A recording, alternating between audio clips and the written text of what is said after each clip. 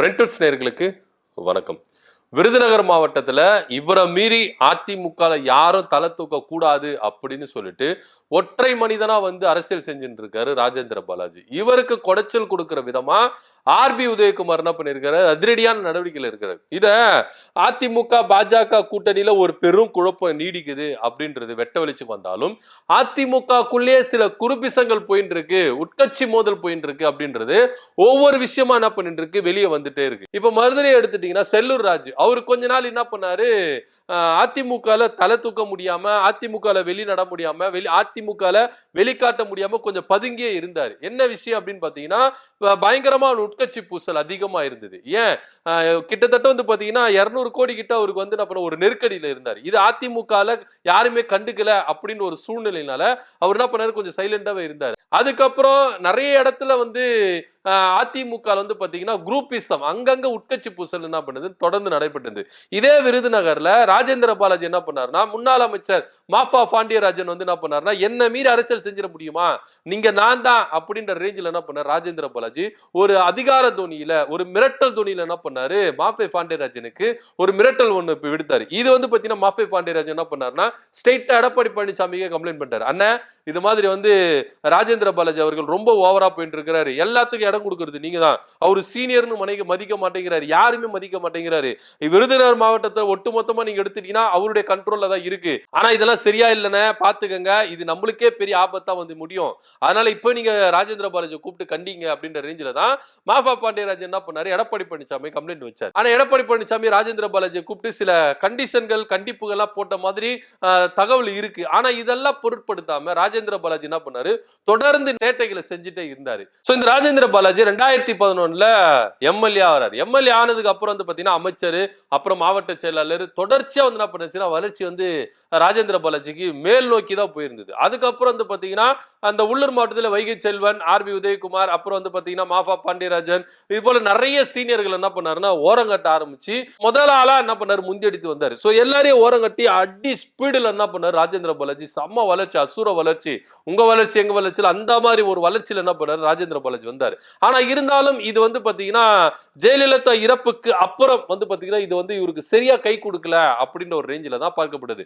அதுக்கப்புறம் இவர் என்ன பண்ணாருன்னா, தலைமைக்கு யார் வராங்களோ அவங்க கிட்டலாம் பாத்தீங்கன்னா ஒரு விதமான ஒரு நட்பு போக்கில் என்ன பண்ணியிருந்தார். எடப்பாடி பழனிசாமியை கூட அவர் என்ன பண்ணியிருந்தாருன்னா எல்லா தலைவர்களுக்கு மேலான தலைவர்களா என்ன பண்ணாரு பாவித்தாரு. எம்ஜிஆர் ஜெயலலிதா காட்டிலும் எடப்பாடி பழனிசாமி எப்பேற்பட்ட ஒரு தலைவர் அப்படின்ற ரேஞ்சில் என்ன பண்ணாரு, கிரீடம் என்ன பண்ணாரு, சூட்டினாரு. சோ இப்படியா இருக்கும் பொழுது 2001 இன்பத்தமிழன் எம்எல்ஏ ஆகிறாரு. ஆகி ஜெயலலிதாக்கு ரொம்ப நெருக்கமா இருக்கிறாரு. எடப்பாடி பழனிசாமி வந்த பிறகு கூட எடப்பாடி பழனிசாமி கிட்ட ரொம்ப நெருக்கமா இருக்காரு. அதுக்கப்புறம் விருதுநகர் மாவட்ட நகரமன்ற செயலாளர் இருக்கிற இந்த இன்பத்தமிழனை எப்படியாவது நான் ஓரம் கட்டினோம், நம்மள பீட் பண்ணிட போறாரு, அடுத்த ராஜேந்திர பாலாஜி இவர் வந்துட போறாரு, விருதுநகர் மாவட்டம் ஒட்டுமொத்தமா இவர் கண்ட்ரோல்ல வந்துட போகுது அப்படின்னு எண்ணிதான் இந்த நகரமன்ற செயலாளர் பதவியில இருந்து என்ன பண்றாரு, விலக்குறாரு ராஜேந்திர பாலாஜி உடனடியா. இப்போ ராஜேந்திர பாலாஜி, ஆர்பி உதயகுமார் இவங்களுக்கு பாத்தீங்கன்னா ஆரம்பத்துல இருந்தே ஒரு எதிர்ப்பு இருக்குது. ஆனா இதை உடனடியா நம்ம என்ன பண்ணணும், ராஜேந்திர பாலாஜிக்கு ஒரு எதிர்ப்பு தெரிவிக்கணும், அவருக்கு ஒரு முட்டுக்கட்டை போடணும் அப்படின்னு இந்த இன்பத்தமிழ் என்ன பண்றாரு, அம்மா பேரவை இணை செயலாளர் என்ன பண்றாரு, அப்பாயின்மெண்ட் பண்றாரு. எடப்பாடி பழனிசாமி கிட்ட பேசி எப்படி என்ன பண்றாரு, இந்த பதவி இன்பத்தமிழுக்கு வாங்கி கொடுத்தாரு. இப்ப ராஜேந்திர பாலாஜிக்கு என்னன்னா, ஏன் மாவட்டத்துல இப்ப நான் மதுரை மாவட்டத்துக்கு வரேன்னா, மதுரை மாவட்டத்துல எதனா அரசியல் பண்றேன்னா, ஆர்பி உதயகுமாருக்கு எதுனா நான் இடையூறுகளா இருக்கிறேன்னா, இந்த ஆர்பி உதயகுமார் மட்டும் எதுக்கு விருதுநகர் மாவட்டத்துல மூக்க நுழைக்கிறாரு, எதுக்கு என்ன கார்னர் பண்றாரு அப்படின்னு சொல்லிட்டு இப்ப ஆர்பி உதயகுமாரும் ராஜேந்திர பாலாஜியும் ஏகப்பட்டமா என்ன பண்ணிக்கிறாங்க, அடிச்சுக்கிறாங்க. இந்த உட்கட்சி மோதல் பாத்தீங்கன்னா பூதாகரமா வெடிச்சிருக்கு.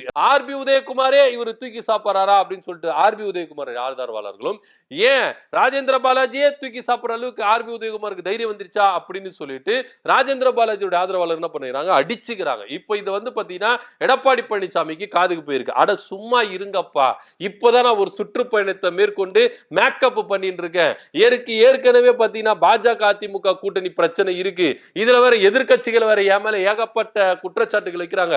எதனா ஒரு பொய்களை சொல்லி எதனா ஒரு மாய பிம்பத்தை உண்டாக்கி நான் மக்கள் மத்தியில நான் தான் தலைவர் அப்படின்னு சொல்லிட்டு நிரூபிக்கிறதுக்காக வந்திருக்கேன். எனக்கு இந்த பிரச்சனையில போறதுக்குள்ள நீங்க இந்த மாதிரி பிரச்சனை அடிச்சுக்கிறீங்களே, முடிய பிடிச்சு அடிச்சுக்கிறீங்களே, ஏன்பா உங்களுக்கு இந்த பிரச்சனை அப்படின்னு சொல்லிட்டு எடப்பாடி பழனிசாமி புலம்பி தள்ளி இருக்கிறாராம். சோ இப்போ என்ன விஷயம் அப்படின்னு பாத்தீங்கன்னா, இப்போ ராஜேந்திர பாலாஜிக்கு எதிராக வைகை செல்வன், மாப்பா பாண்டியராஜன், ஆர்பி உதயகுமார், இன்பத்தமிழன் இவங்க எல்லாருமே என்ன பண்ணிருக்காங்க, ஒன்னு சேர்ந்திருக்காங்க. ஒன்னு சேர்ந்து அது எப்படி பாத்துடலாம்பா, ராஜேந்திர பாலாஜா நாங்களா பாத்துடலாம், என்ன நீங்க மாவட்ட செயலாளரா இல்ல ஒரு கட்சிக்கே நீங்க பொதுச் செயலாளரா, எதுக்கு இந்த மாதிரி ஒரு அராஜகத்துல இருக்கிறீங்க? விருதுநகர் மாவட்டத்துல ஒவ்வொரு மாவட்டத்திலும் ஒவ்வொரு எம்எல்ஏ இருப்பாங்கன்னா என்ன பண்ணுவாங்கன்னா அவங்க அந்த மாவட்டத்துல அரசியல் பண்ணுவாங்க. ஆனா இங்க எடப்பாடி பழனிசாமியை மீறி ராஜேந்திர பாலாஜி விருதுநகர் மாவட்டத்துல இது பண்றாரா, நாங்களாம் சீனியர்ப்பா, நீ எதுக்குப்பா தேவையில்லாம வந்து மூக்க நுழைக்கிற அப்படின்னு சொல்லிட்டு தான் வைகை செல்வன், ஆர்பி உதயகுமார், மாஃபா பாண்டியராஜன், இன்பத்தமிழன் எல்லாம் என்ன பண்ணிருக்காங்க, ராஜேந்திர பாலாஜிக்கு போர்க்கொடி தூக்கி இருக்காங்க. இப்போ ராஜேந்திர பாலாஜிக்கு என்ன செக் அப்படின்னு பாத்தீங்கன்னா, வருகிற தேர்தல் அவருக்கு சீட்டு கொடுக்கப்படுமா படாதா அப்படின்ற ஒரு ரேஞ்சில தான் அதிமுகல இந்த குரூப் என்ன பண்றாங்க, காய்களை நகர்த்திட்டு போறாங்க. ஏன்னா இப்பவே இவ்வளவு ஆடுறாரு, ஒருவேளை விருதுநகர் மாவட்டத்துல ராஜேந்திர பாலாஜிக்கு சீட்டு கொடுத்து அவர் ஜெயிச்சு அமைச்சர் ஆயிட்டார்னா இது வந்து பாத்தீங்கன்னா ஒரு கையில பிடிக்கவே முடியாது அப்படின்ற ரேஞ்சில தான் பார்க்கப்படுது. ஏன்னா மோடி எங்கள் டேடி அப்படின்ற ரேஞ்சில தான் ராஜேந்திர பாலாஜி பேசினாரு.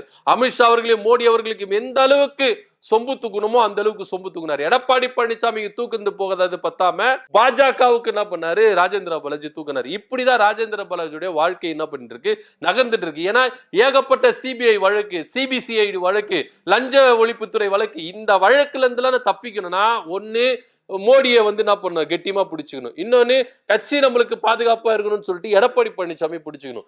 இதனாலேயே இவங்க ரெண்டு பேரையும் பிடிச்சுக்கிட்டு நான் என்ன பண்றேன் பம்பின்னு இருக்கேன், எதுக்குப்பா நீங்க வரீங்கன்னு சொல்லிட்டு. இப்போ ராஜேந்திர பாலாஜி இவ்வளவு பிரச்சனை இருக்குல்ல, அப்ப என்ன பண்ணனா எல்லாரையும் அனுசரிச்சுட்டு போயிருக்கணும். ஆனா நான் தான் எல்லாமே அப்படின்ற ரேஞ்சில தான் ராஜேந்திர பாலாஜி என்ன பண்றாரு, மாவட்டத்துக்குள்ளேயே ஒரு கட்ட பஞ்சாயத்தை ஏற்படுத்தி மாவட்டத்துக்குள்ளே ஒரு அரசியலை பண்ணி என்ன பண்றாரு, பூதாகரமா கிளப்பிட்டு இருக்காரு.